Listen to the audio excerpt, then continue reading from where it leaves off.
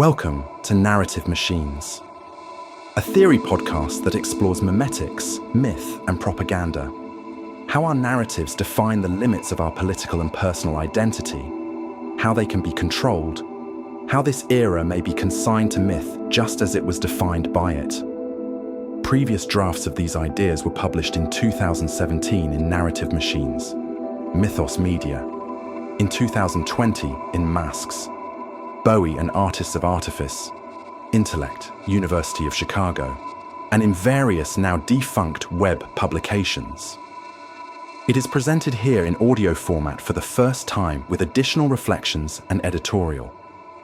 For more of the author's work in various mediums and formats, visit jamescurcio.com.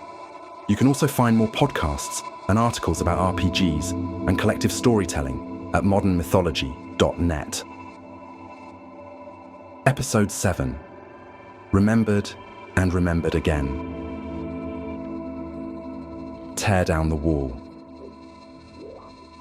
If you want a vision of the future, imagine a boot stamping on a human face forever.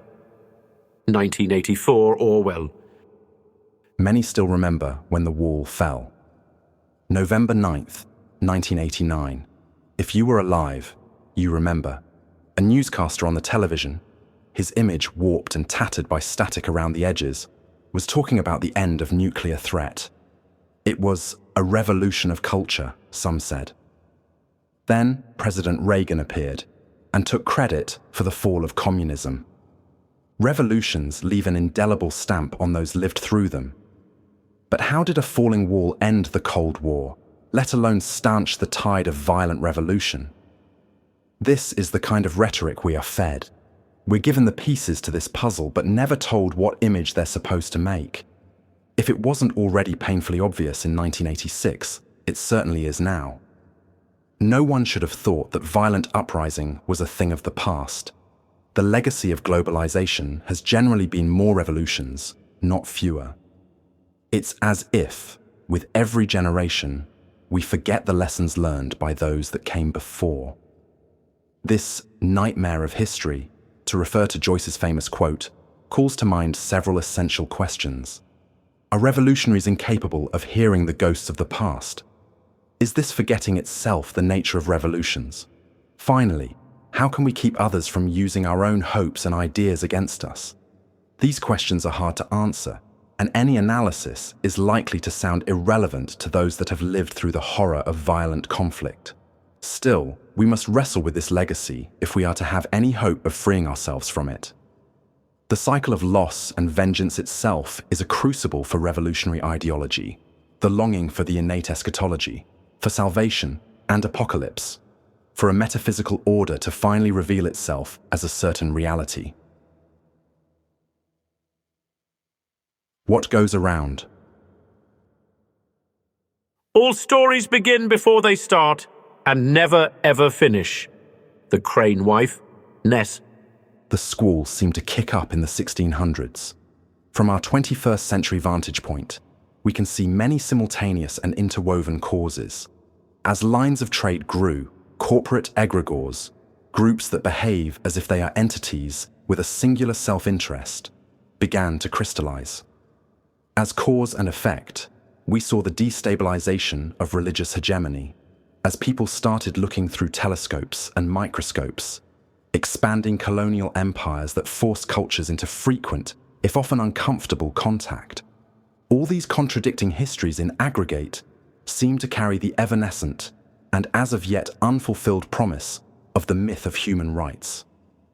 Whatever the cause, the old structures of authority were losing their hold, and the decentering or even collapse of the old order was an inevitable result. Egregoric entities, whether gods or demons or dictators at the center of a cult of personality, are powerful entities, even as they are imaginary, wholly created by and consisting of thoughts, speech, and behaviors. The human mind is a powerful entity and becomes more powerful in coordination with others. To say that an imaginary entity, existing only in human minds, has agency is not much stranger than suggesting that humans themselves inscrutable piles of preferences that we are, have agency, weaponized sacredness. Ribbon Farm. The scientific and industrial revolutions moved in accord with the coming waves of social unrest and helped give us the lie of endless progress. Like any wave, in the troughs, it seemed it might taper off, never to return. Nations were all reformed by revolution over this 300-year period, clustering most around the fin de siècle periods. First in Britain, Glorious Revolution 1688, then America, 1763 to 83. France, 1789 to 99. China, Taiping, 1850 to 64. Xinhao, 1911, October 1917. Nationalist, 1923 to 28, etc. And Russia, 1917. Those ripples started at home, but spread to the furthest reaches of colonial empires and crumbling imperialist states. In 1914, a new hell on Earth was unleashed. World War, which has cast a long shadow from that date to the present, and which defines the beginning of the modern era. But it too was significant most of all in its place in this ongoing history of revolution. All these conflicts were alike in one way. It was the idealism of a new collective future for the masses, not blind obedience to the monarchic godhead that served as initial fuel and tinder. And that same fire still burns. Glorious revolutions. The promise of revolution rarely lives up to reality. Britain's Glorious Revolution, also known as the Bloodless Revolution, installed Parliament and led to the formation of the Bill of Rights. Though it was not, in fact, entirely bloodless. But Bonaparte, Stalin, Mao, even Hitler also ascended to power by way of a form of revolution, big or small. When you step back, it's hard not to see the pattern. Though the word revolution originally referred to planetary bodies, it is frequently noted that it's a recurring cycle. One power is deposed and replaced with another, over and over again. And this storm has never truly ceased, though it has its troughs and poles, its accelerations and decelerations. As Vladimir Lenin said, there are decades where nothing happens, and there are weeks where decades happen. The bleak certainty of struggle without end has hardly stalled the yearning for a glorious revolution to sweep in and wash away our problems. There have even been social uprisings that seem to deliver on their longer-term hopes, like the Velvet Revolution, or arguably the Prague Spring. But for how long? The question, from the liberal point of view, is if progress toward human rights goals is actually being made, and for whom? Or are we merely spinning in place? Angus Deaton's book, The Great Escape, attempts to tackle this issue, showing some of the hidden complexities behind this question, and ultimately moving beyond platitudes or doomsaying. Statistics seem to back up the claim that we are progressing. But upon closer scrutiny, there are any number of problems with the argument that the world's getting better all the time. Numbers lie to the extent we think they represent inarguable realities. We can falsely interpret them, or misunderstand what they are actually telling us. How far afield should we be looking? There are countless issues with trying to quantify human rights goals. Even the concept of progress itself is enmeshed in the conflicted history of the Enlightenment, a history which includes the invention of penicillin and the bomb, liberation and colonization. Humans are nothing, if not morally ambiguous, when taken all in all. The social legacy of revolutionary progress is murky as well. For example, in Egypt in 2011, Mubarak was ousted to much celebration and replaced by the Muslim Brotherhood's Mohamed Morsi. As of this writing, 2017, Morsi has since been deposed and sentenced to death. Elements of Mubarak's regime are back in power, and Tahrir Square protest leaders sit in jail. It is hard to predict Egypt's political future, but it serves as ample demonstration of a grim narrative arc. Yet the hope for progress continues, as reported in Foreign Policy's Egypt's Quiet Revolution, though how that stacks up against the other factors in the region remains to be seen. What this report underemphasizes is the brutal crackdown that continues as well. The Quiet Revolution conflicts with the considerable risk faced by those that are perceived to threaten establishment values, and the price already paid by those that have already had their lives ended or irrevocably altered by revolutionary violence. Even hope is a two-edged sword. The dream of revolution lives on, seemingly in defiance to gravity itself. This violence shows that ideas and dreams threaten material power. The now cliché Medgar Evers quote-turned-slogan, "You can't kill an idea," attained popularity because it represents a truth. That truth must forever stand in opposition to editorializing like the purges of Stalin or Mao, without ever reaching a certain conclusion. The war of cultures is never ending, but the rules do change. We are still trying to solve 21st century problems with the 19th century's revolutionary ideas. The use of revolution here may seem overly liberal, as for instance Bonaparte and Hitler rose as part of a self-coup, elected in the latter case. However, that sudden reversal nevertheless arises from the same place. To change the established order suddenly, and the use of populism to arrive there, although that isn't strictly requisite. That is, the idea of the common people as positioned in opposition to a perceived elite, whether or not that mythology represents anything about the actual power relations in play. This revolution, in the sense of sudden arresting change, can occur in any number of ways. In this generalized sense, it can even occur within a partially contiguous tradition. That is, outside the self-serving post hoc mythology, it is rarely an absolute. The good and the bad is also written after the fact when it comes to revolution. As always, this tends to come down to whose interests it has served.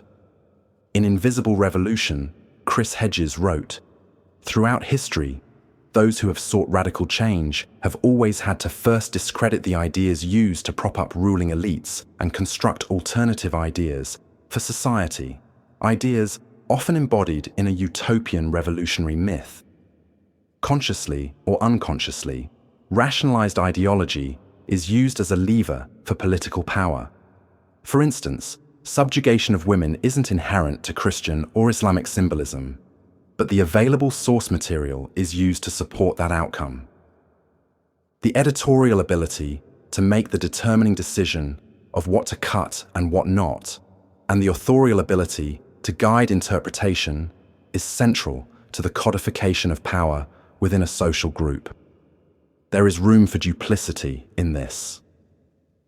It seems improbable that all fundamentalist evangelicals or Wahhabists believe the rhetorical interpretation they sell. But either way, the purpose of such presentation is the reification of the desired power structure, which almost invariably benefits those most active in selling that interpretation. One acts as if those stated beliefs are true, even if we all cynically knew it was otherwise. This is part of the way that politics works as performance. There is always a certain amount of ambiguity between act and intent. But so much as belief serves as mere smokescreen for action, it doesn't matter if the performance is sincere or not. Much like an actor who can make us feel without actually having those feelings themselves, power accomplishes its aims. Some believe, while still others wink and nod. Power is not a means, it is an end. One does not establish a dictatorship in order to safeguard a revolution. One makes the revolution in order to establish the dictatorship. The object of persecution is persecution. The object of torture is torture. The object of power is power. 1984 Orwell. This echoes Foucault, that truth is little more than a series of differing narratives reflecting existing power relations, and builds on Nietzsche, no facts, only interpretations.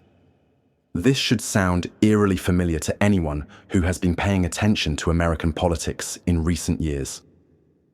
Sociology has wrestled with the dichotomy between state and rebel since its beginnings.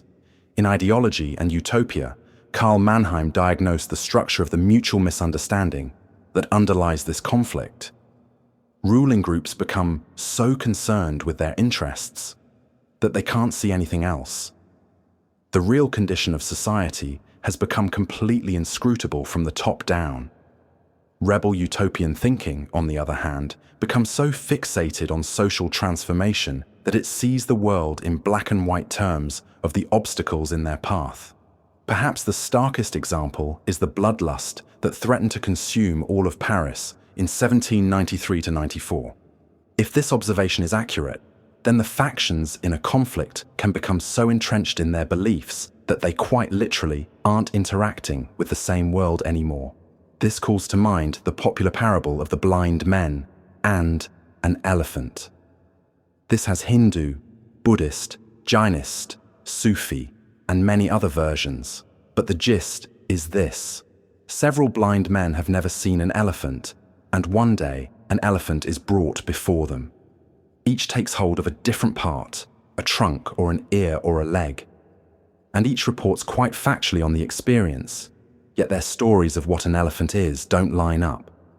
Only if they confer might they begin to construct a story that accurately represents an elephant. In Rumi's version, he concludes, "We are like boats dashing together. Our eyes are darkened, yet we are in clear water." This may also be analogous to the bubbles or filters that social media and news messaging places us in today. Of course, the real question is why it took so long for us to realize we're all part of a collective dream, same as has been recognized for thousands of years within other cultural traditions. Better late than never. The balance of cultural fragmentation and political center can be a form of resistance against authoritarianism, since fascism is monomythic, and the very manner of extreme reproducibility of simulacra, a lack of central animus, would seem to make the metaphysics of fascism impossible. At the same time, it needs to undermine all identitarianism that seeks to leverage the collective good for the interests of any one world myth. However, some form of power is required to enforce that center of discourse and enactment of those norms, and this is what liberals seems to forget, time and again. There are many barbarians at the gates, and some of them wear suits. What use is it to point out? Your chess opponent isn't following the rules when they've put a gun to your head and lit the curtains on fire. None of this is to say that all causes are equivalent. However, we would do well to disentangle our sense of the virtue of a cause with its ultimate outcome. Divergent and dissident stories are important. So too are the experiences of those with the authority of experience or central placement, though, of course, these narratives are often the most ready at hand. Still, blind anti-authoritarianism is as easy to manipulate as its mirror image. Even more important are the stories of those that have fallen between the cracks, and those that are just trying to get by. We must listen to them all. It is only through mindfulness of the repetition of history, of all the conflicting stories we can get our hands on, that we can awaken from our dogmatic slumber. Yet, who has the time for all that? The war of all against all. Throughout history, there have always been segments of a society that hold views that do not agree with the majority. Common wisdom goes that if that minority becomes a majority, then the tide will turn with it. But social networks, modeled in topological maps, rarely seem to work in terms of simple minority or majority. Slavery wasn't abolished in the United States the moment 51% were against it. Consider this study, first published as Social Consensus Through the Influence of Committed Minorities. Scientists at Rensselaer Polytechnic Institute have found that when just 10% of the population holds an unshakable belief, their belief will always be adopted by the majority of the society. The scientists, who are members of the Social Cognitive Networks Academic Research Center at Rensselaer, used computational and analytical methods to discover the tipping point where a minority belief becomes the majority opinion. The finding has implications for the study and influence of societal interactions, ranging from the spread of innovations to the movement of political ideals. In light of how social media is weaponized, this is a serious concern, as well as a means of leveraging better collective goods. Whether these findings are reproducible, the analysis of the spread of political ideals always hints at how ideas work as contagion. It should go without saying that no group, let alone nation, is of a single mind about much of anything. Yet we still can't help ourselves. We change our minds more readily than our identities, but the principle is the same. At the same time, some consideration must be given to what such contagion models are actually describing. Manuel de Landa discussed this in an interview with C Theory. All models, by definition, simplify things. Contagion models can be very useful to study certain propagation effects, whether these are fads, fashions, or ideas. Can they also be useful to study the propagation of effect? We can't tell in advance. What is important to see is that even if they turn out to be useless to study violence, that does not affect their usefulness in other areas. Also, contagion models differ in the detail with which they portray agency, from completely mechanical models with no agency at all, a homogeneously socialized population, to models in which some form of virtual agent is included. But the key problem is that no one agrees what agency is. Must it include some form of rational choice, and if so, optimizing or satisfying rationality? Should all psychological effects be eliminated and only intersubjective effects taken into account? How socialized and obedient should we assume agents to be, and should these qualities be modeled as homogeneously or heterogeneously distributed? This gets back to the considerations given in the first few episodes of this podcast about the role of psyche and identity within social systems. And we are stymied, to some extent, by the same roadblocks. The concept of contagion is endemic in pretty much all racism and xenophobia. There's an innate element of human social behavior that this rhetoric pings. We rally behind flags and causes and pretend to wage a war of ideas on a single front. But when it comes to talking about cultural revolutions, it may be more accurate to think of Hobbes's never-ending war of all against all from deceive. Bellum omnium contra omnes.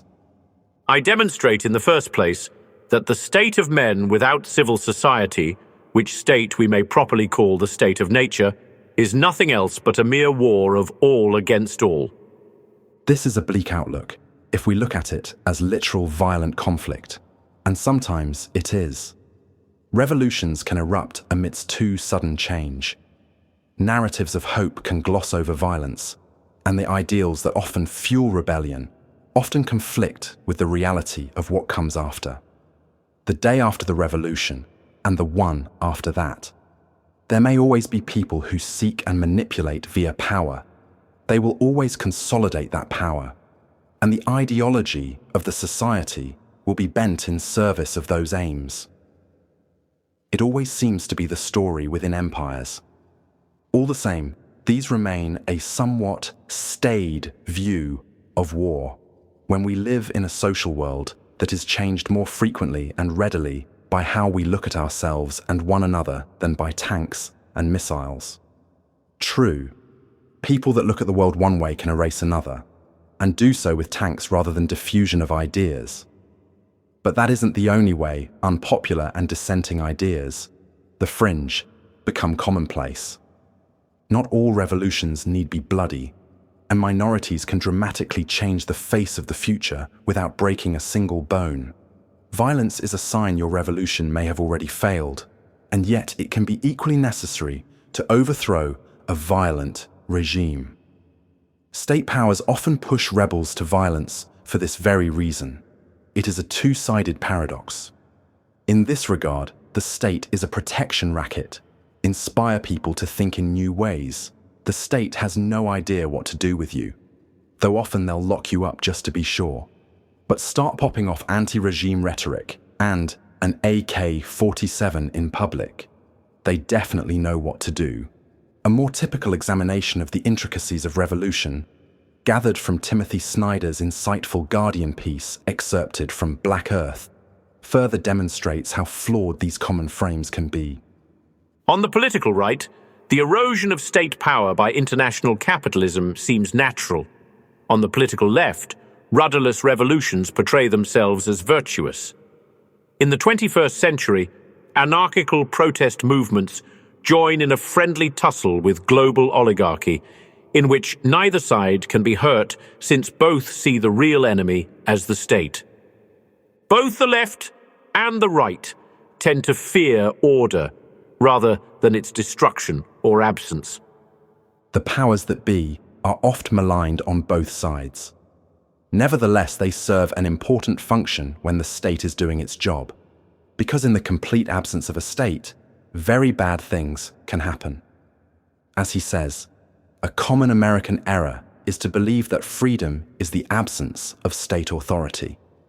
We might conclude the revolutionary mindset needs reframing because it is often short-sighted, without ample consideration of systemic factors, or the plain fact that toppling dictators rarely goes well for anyone without an actionable strategy for what comes after.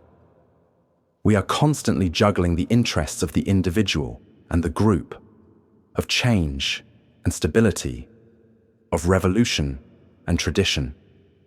The pendulum swings endlessly as different factions push one on the other. There is no end state. There is no rest.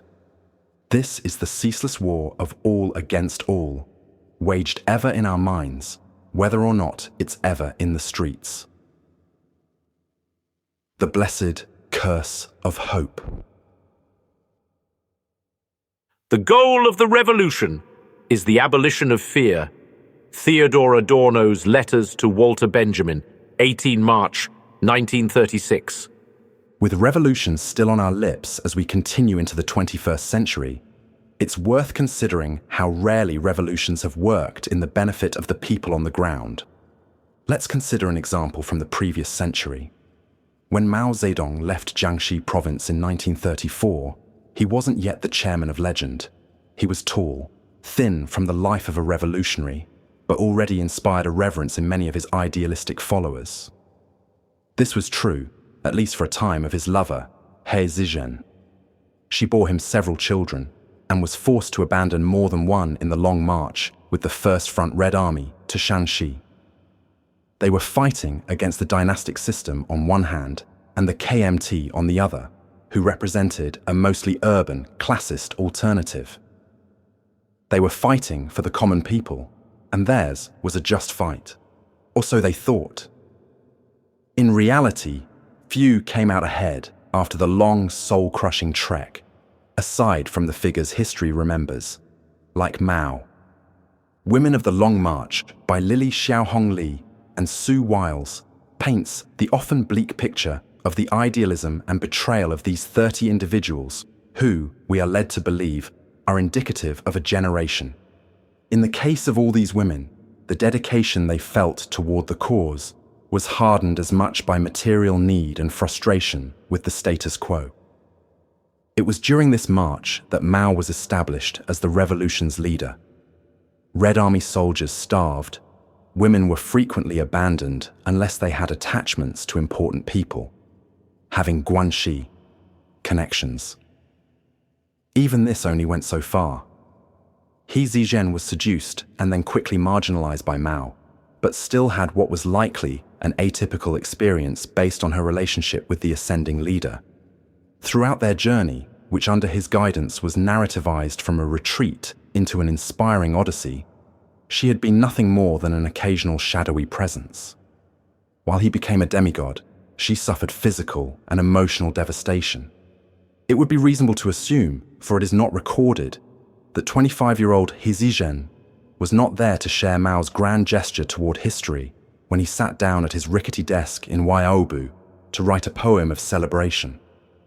The Red Army fears not the trials of the Long March, 1,000 mountains and 10,000 rivers, the 5 ridges but gentle ripples, laughter in the 1,000 li of Minshan's snows, and smiling faces when the last pass is crossed.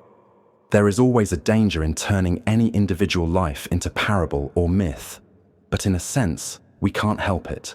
Stories are how we understand the world.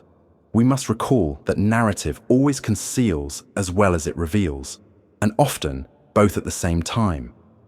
So the tale of He Zizhen and the other women that marched out of southern China is nevertheless instructive, even if a totalizing interpretation remains elusive. Were they, in the final reckoning, brainwashed and suffering in silence after all? Where is the place for their agency in this narrative? This is one of the challenges of coming to terms with history. Although there are cultural and historic peculiarities that make their story unique, it is, in a broader sense, a clear example of the true currency of social revolution: propaganda. And this is an economy driven by desperation and hope. The desire, dreams and fears of a people already made desperate by life within the old regime. They didn't suddenly become different people when they started waving a red flag. What it symbolized merely assuaged a common psychological need, the need to flee the traumas of the past. People kill one another over the flag that they're waving, but what motivates them to wave flags in the first place is more or less the same. These motives transcend both place and time. Loyalty to those who we've come to see as our own. Fear of the others that might threaten that well-being, most of all. The hope for a better life. When combined with the crushing reality of the present, these things have always provided fertile ground for exploitation. Not that it always took much convincing on the surface. Recruitment was often accomplished with surprisingly little rhetorical flair, as one of the Long March women's amusing recollection of her introduction to the party in 1931 shows. Are you joining the Communist Party? What's the Communist Party? The party of the poor. There are advantages in joining. What advantages? Many advantages later. First, though, you have to bear hardships. If you want to join, I'll sponsor you. Okay, I'll join. Hope is kindling for revolution. It keeps one foot moving after the other and blocks those questions that might turn a person about. So the story of Pandora speaks to us still through the ages. In Human, All Too Human, Friedrich Nietzsche argued that Zeus did not want man to throw his life away, no matter how much the other evils might torment him, but rather to go on letting himself be tormented anew. To that end, he gives man hope. In truth, it is the most evil of evils because it prolongs man's torment. Americans are also unlikely to soon forget President Obama's campaign of hope in 2008, anytime soon. Almost everyone can agree about wanting a better society, a more just society, but translating that hope into reality is complicated. At best, the trajectory of progress is fits and starts. Consider also the disillusionment that was spun in benefit of the populism that allowed for Trump's rise. Though no single narrative can be definitive, the stories of the women involved in the Chinese Cultural Revolution draw a clear picture of the shape and scope of this conflict. It is not having enough rice to get through the grasslands, or sitting for months waiting for instructions. It is believing in the community you've joined so deeply that you can't see how you're being used. Ideas can drive people to fight and kill by political forces that rarely have their best interests at heart. Hopes and fears may seem rather nebulous until someone gives them a name. Before it was the Long March, it was just a bunch of people running for their lives and hiding in the frigid hills. The limit of our conceptual worlds is compounded by how single narratives are used to give us a broader myth. Fiction, whether literary or film, tends to overemphasize the role of individuals in the construction of a historic narrative. Never mind the actual events silently lurking beneath, or perhaps tangentially, to that narrative. For instance, Caesar, as representative of the rise of Roman power and at once its own hubris, or even the tale of unfortunate events, such as how the assassination of Franz Ferdinand is said to have caused the First World War, when it's quite evident that the happenstance of that event is merely how the overall systemic trend unveiled itself in retrospect.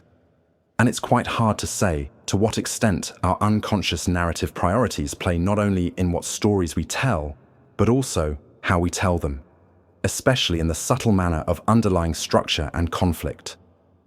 In other words, history is also a form of propaganda. Distorted or not, the tales that make us feel that our actions matter and that they reflect on the nature of the world never cease to capture our imagination and attention. They can help to give us hope. Heaven help us.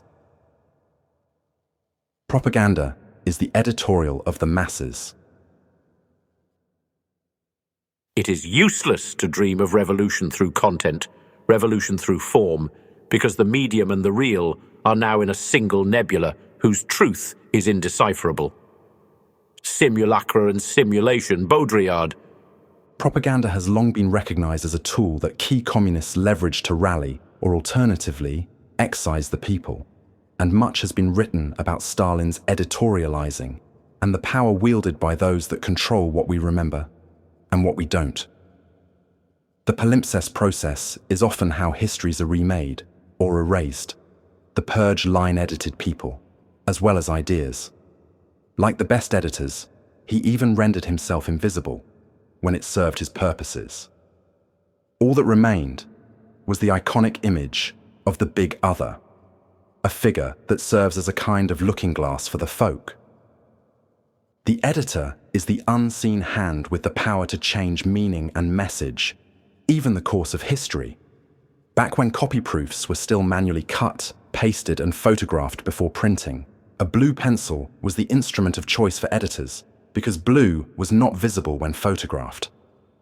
The editorial intervention was invisible by design.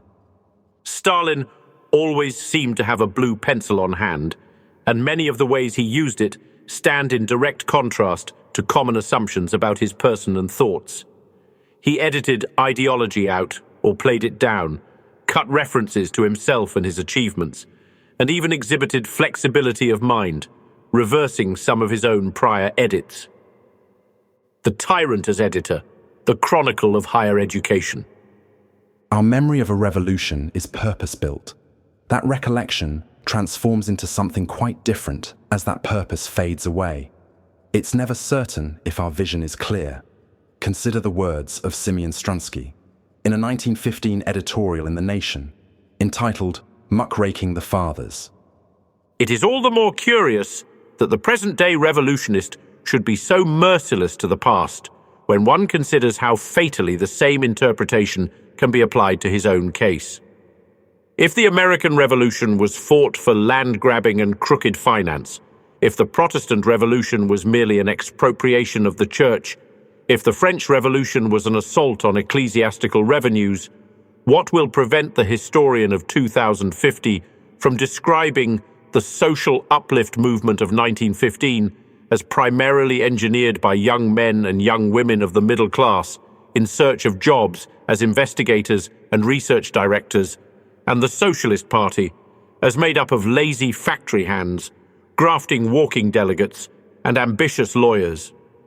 The line between historian and propagandist can be a narrow one, as Herodotus knew.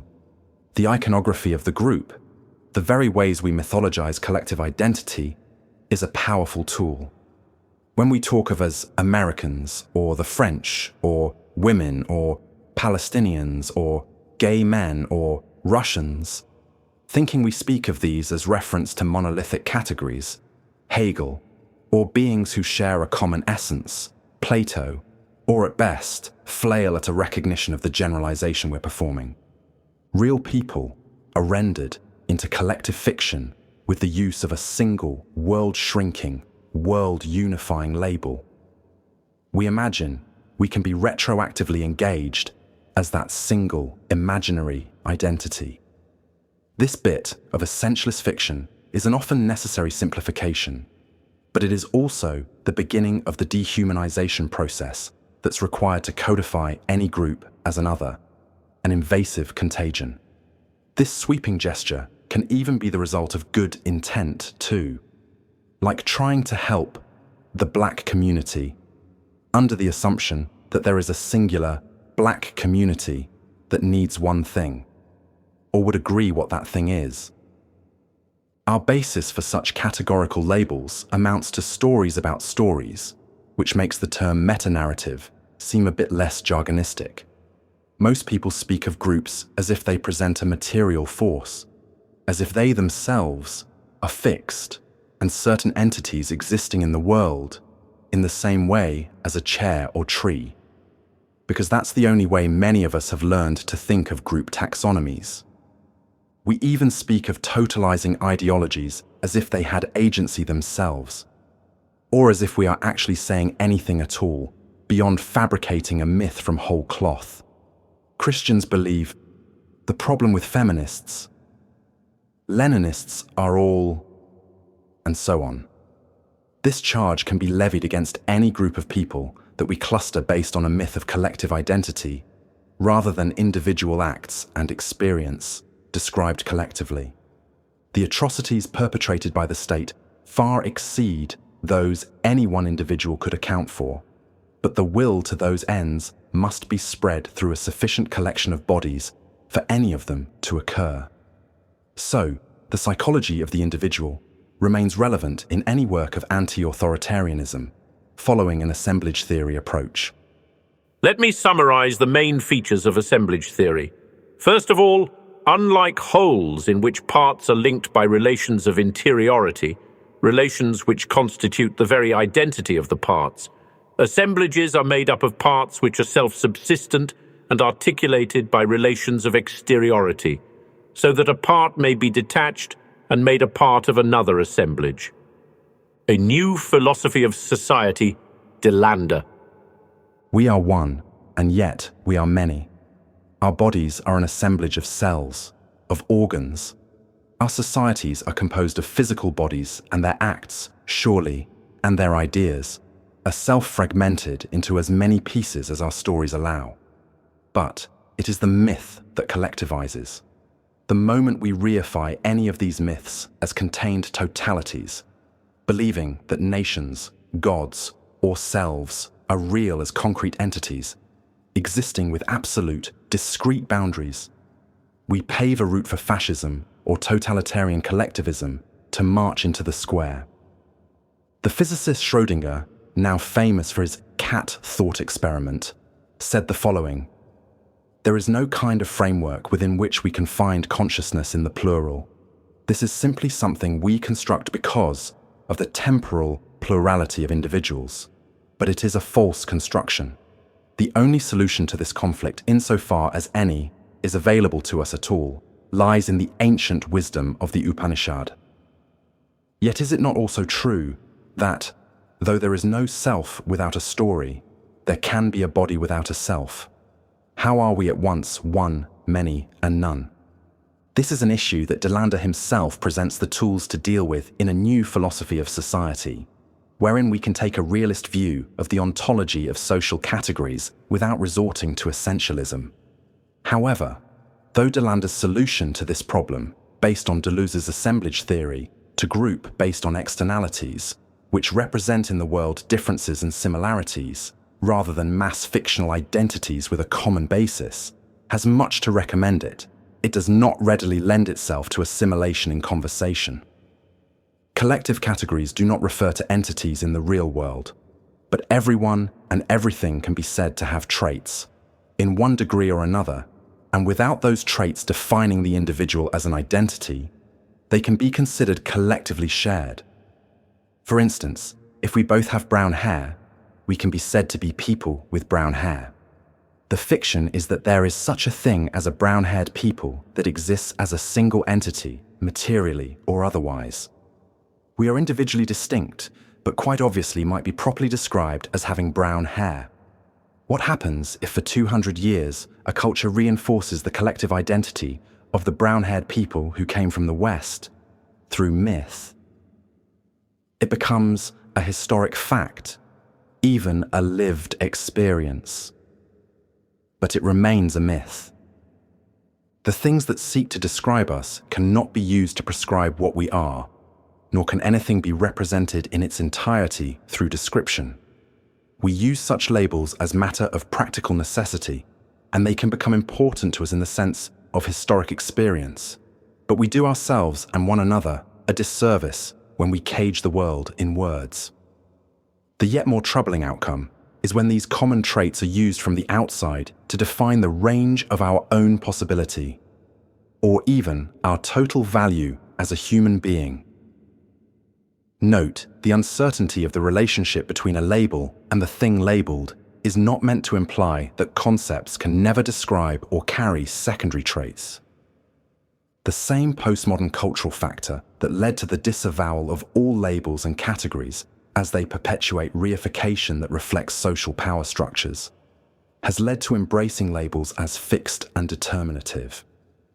This only accentuates a sort of endless cultural fracturing. It provides an unintentional accelerant for alienation. Is it possible for us to use labels without being trapped by them? It requires considerable acceptance of difference to use language, but not be used by it, as well as a certain informed distance from the tyranny of the literal. Telling effective stories is not easy. The difficulty lies not in telling the story, but in convincing everyone else to believe it. Much of history revolves around this question. How does one convince millions of people to believe particular stories about gods or nations or limited liability companies? Yet when it succeeds, it gives sapiens immense power because it enables millions of strangers to cooperate and work towards common goals. Sapiens, Harari. Group identity presents a means for propagandistic control. Far from being an exception, splinter groups have been responsible for much of the history of the 19th and 20th centuries that has made its way into the books. Whether we are speaking of the rise and fall of Soviet communism, the Second World War, or the ongoing strife in the Middle East, and is only likely to accelerate as the internet further balkanizes society, propagandists are a step closer to understanding how to capitalize on hearts and minds when they get people waving the same flag. Myths of collective identity are potent, if oddly retroactive.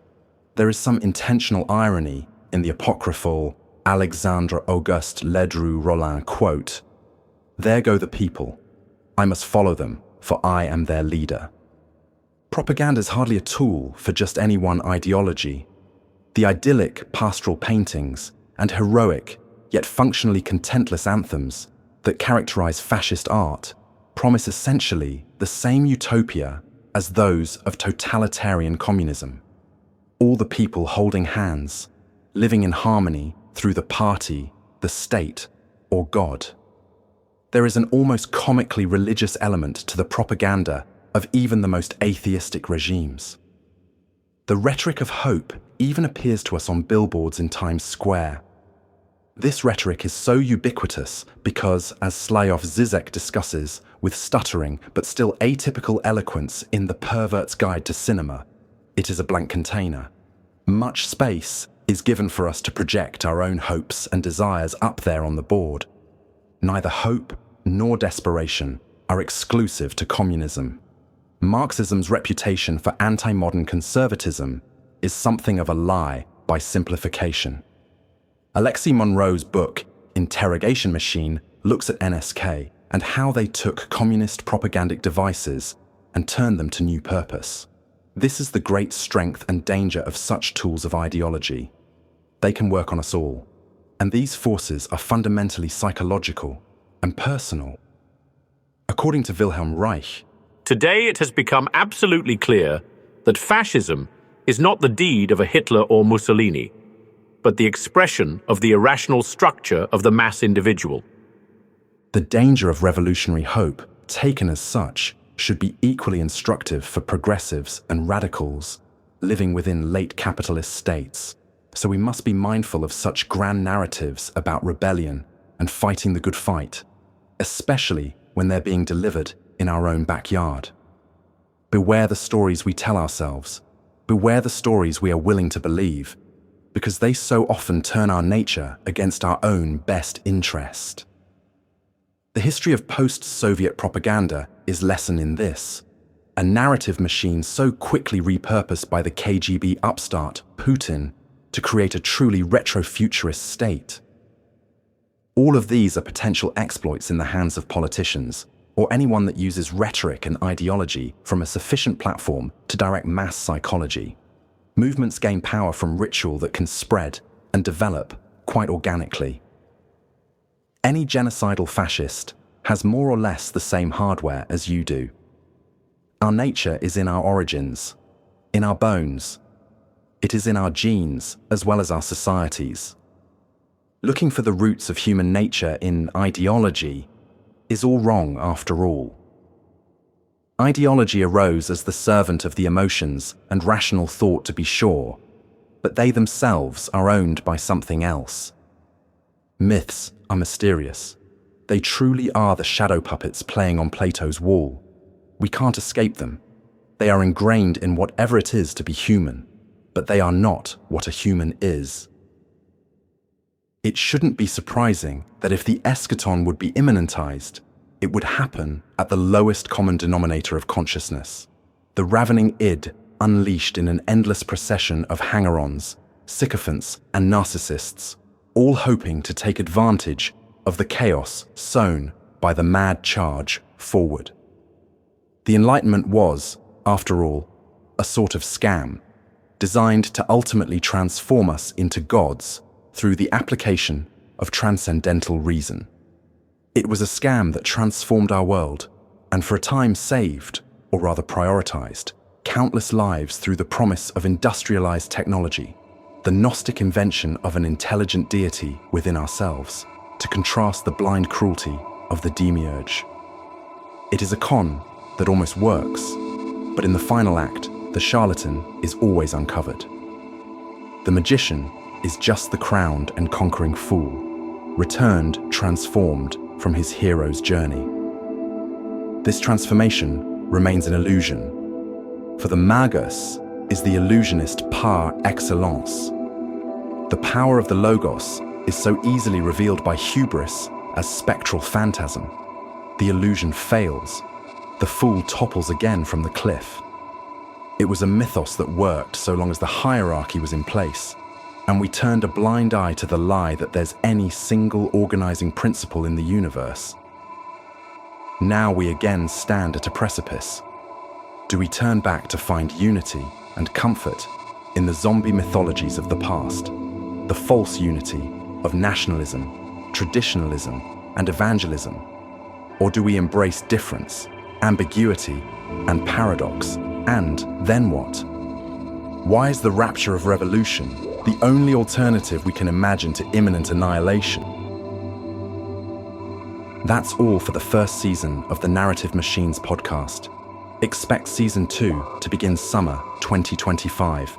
In the meantime, make sure to check out our other podcasts, such as the Fallen Cycle Mythos. More work from the author can be found at jamescurcio.com and modernmythology.net. To support the production of work such as this, visit patreon.com/mythosmedia.